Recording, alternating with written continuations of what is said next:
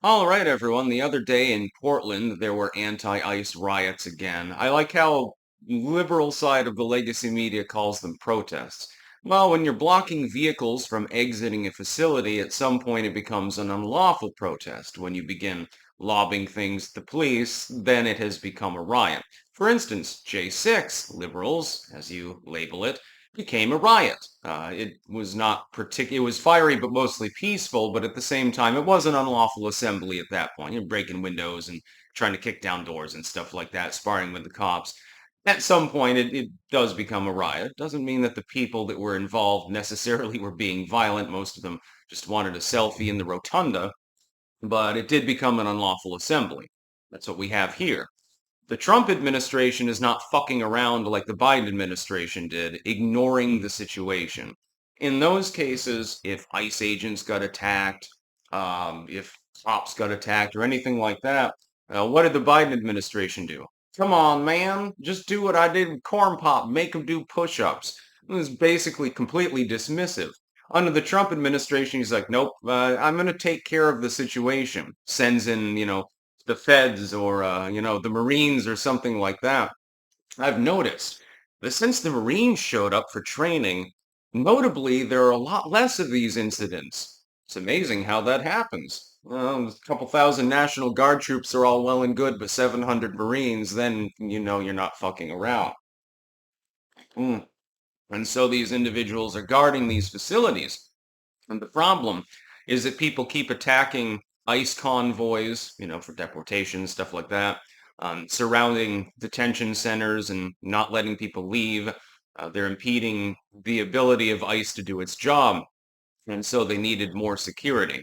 So you've got a combination of the Marines, the National Guard, the feds, ICE security, and also local law enforcement and the staties, of course, that are now piled up against these people.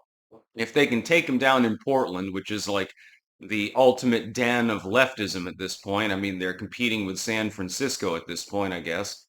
If you can drive them back there, you can probably drive them back in other locales as well. New York, Chicago, doesn't really matter.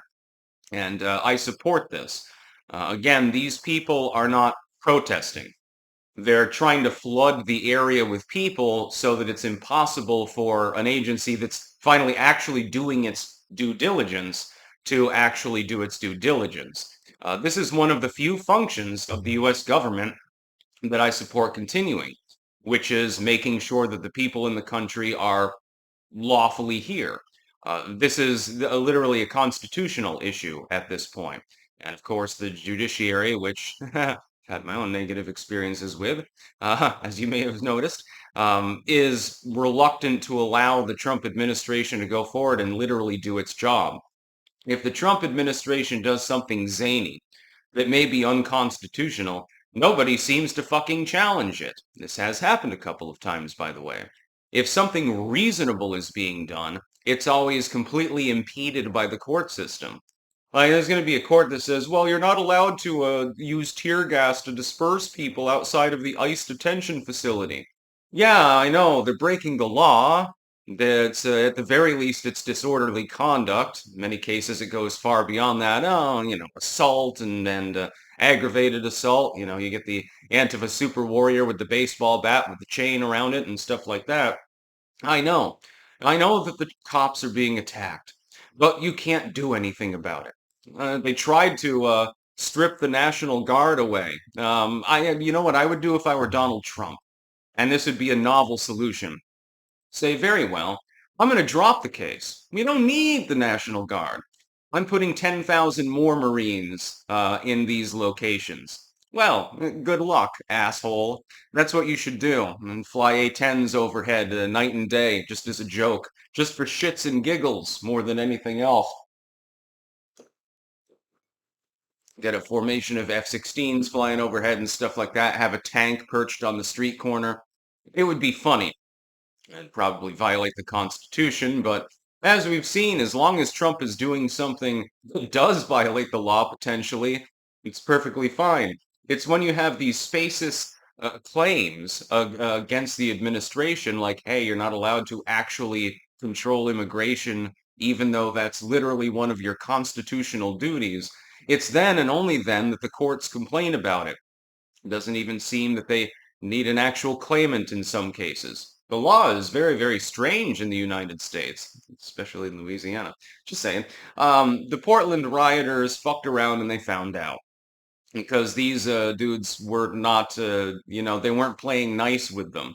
Now that they know that the administration will actually back them and have their backs, they opened up with tear gas and rubber bullets and things. Nobody died.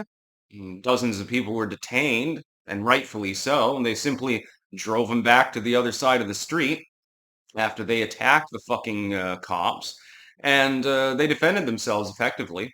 Got them out of the way, and then, the ICE convoy can go through, and everything's fine. Everything's hunky-dory and peachy keen, as my dad would say.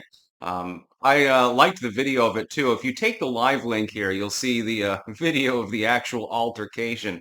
It's pretty funny, actually. There's like people screaming because they're being arrested. It's like, yeah, I mean, when you throw a brick at a cop's head, what the hell do you think is going to happen? They're just going to let you walk away? Not under the Trump administration, babe. That's about all. Peace out.